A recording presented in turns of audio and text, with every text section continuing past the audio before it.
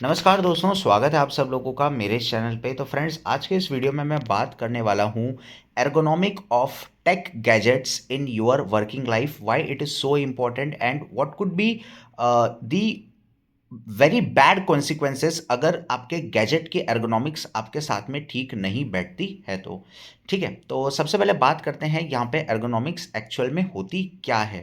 ठीक है, देखिए, इसको एक सीधे आसान भाषा में समझिए। आपके गैजेट का फ़ील, आपके गैजेट का जो फ़िज़िकल फ़ील होता है, वो आपके जो फ़िज़िकल फ़िज़ीक है, उसके हिसाब से बैठना।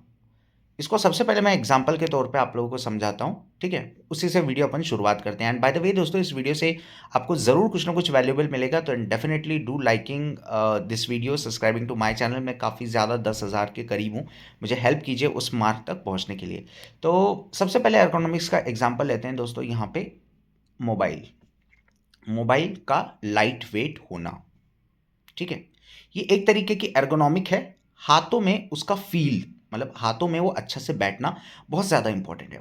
आजकल आप लोगों ने देखा होगा मोबाइल की स्क्रीन साइजेस ऑलमोस्ट 6.8 6.9 टच कर गई हैं। Very big mobile, no doubt big screens look gorgeous, but उससे बढ़ के सोचो, क्या आप दिन भर मतलब मोबाइल स्क्रीन ही देख रहे हैं, है ना? मतलब हाँ, मैं मानता हूँ कि चलो दिन भर आप कुछ ना कुछ उसमें वीडियोस देख रहे हैं, ब्राउजिंग कर रहे हैं, लेकिन दोस्तों उसमें क्या हो क्या रहा है, आपने मोबाइल को हाथ में पकड़ के रखा हुआ है, ठीक है?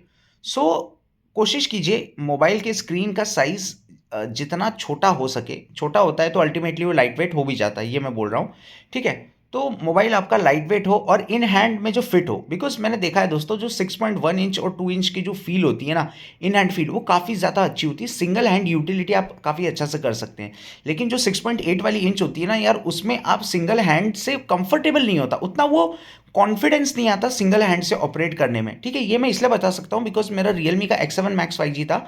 It was around 6.3 inch and this is my one plus not 3 और ये अराउंड 6.7 इंच है। तो ईजिली डिफरेंस यहाँ पे समझ में आ रहा है। दो इसके अलग एडवांटेज, जैसे कि बैटरी लाइफ मुझे काफ़ी अच्छी मिल रही है, लेकिन जो एर्गोनॉमिक एडवांटेज है दोस्तों, मोबाइल का लाइट वेट होना, बहुत छोटा होना, इसलिए I am thinking of switching to next phone, that is S24 हो गया, S25, जो भी कुछ रहेगा सबसे छोटा वाला, उसमें मैं सोच रहा हूँ बिकॉज एर्गोनॉमिक्स चाहिए। पावर बहुत कुछ है, लेकिन एर्गोनॉमिक्स चाहिए, हाथ में फिट अच्छा से होना चाहिए, पिंकी फिंगर की आपकी बैंड बच जाएगी लॉन्ग टर्म में। फिर दूसरी चीज आती है दोस्तों, बैक पेन, ठीक है?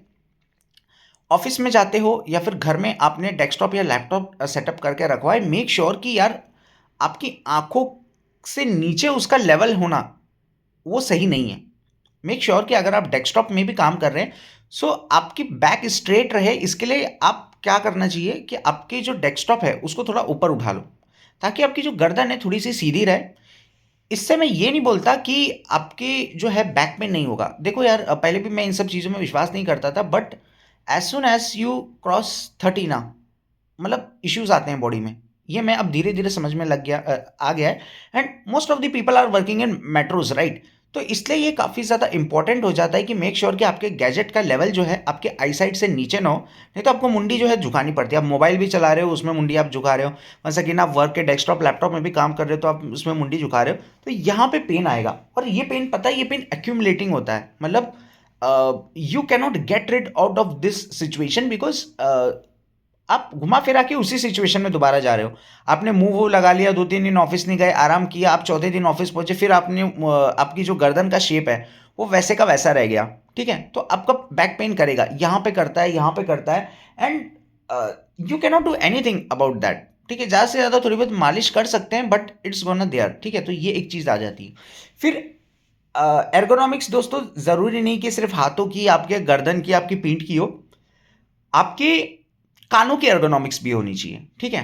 आप गैजेट ले रहे हैं, कोई भी गैजेट ले रहे हैं, देखिए ईयरफोन यूज़ करना एक लॉन्ग टर्म सॉल्यूशन नहीं हो सकता। मैं उसका खामियाजा भुगत रहा हूँ बिकॉज कहीं ना कहीं दोस्तों मैं मानता हूँ कि हेडफोन्स ठीक है, मैं लगाता हूँ, हेडफोन्स आपको यूज़ कर सकते हैं, लेकिन जो ईयरफोन्स है यार, उसमें जो है आपके कानों का कबाड़ा हो सकता है, ठीक है? धीरे धीरे करके आपकी हियरिंग कम हो सकती है, लॉस नहीं होगी, कम हो सकती है, और लॉन्ग टर्म में आपको जो है परमानेंट इम्पेयरमेंट भी हो सकता है।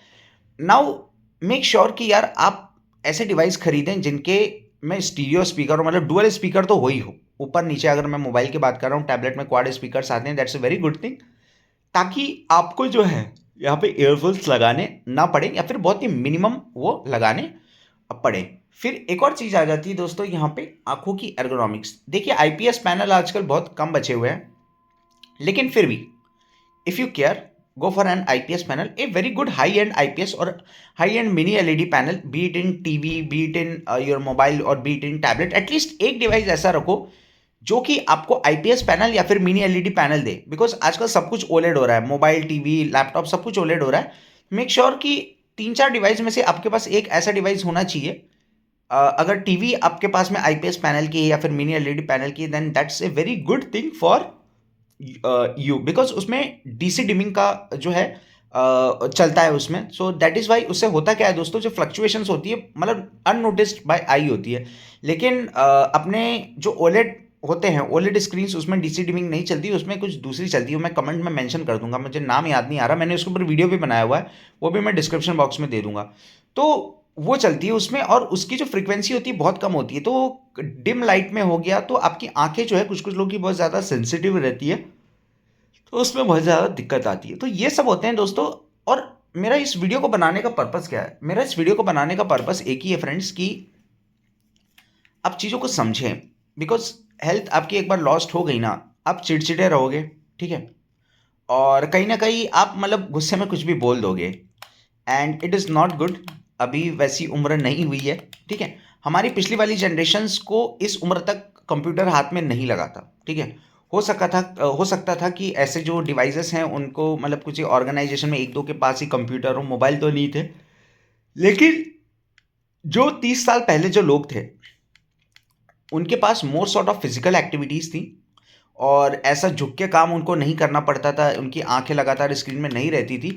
सो they have an entire different era, ठीक है। तो भले वो कुछ भी बोलें कि हमारे टाइम पे हम तो ऐसा नहीं करते थे, भाई तुम्हारा टाइम अलग था, हमारा टाइम अलग है, that's a very clear difference. आपका क्या मानना है इस बारे में, मुझे कमेंट सेक्शन में लिख के बताइए। Thank you, have a nice day.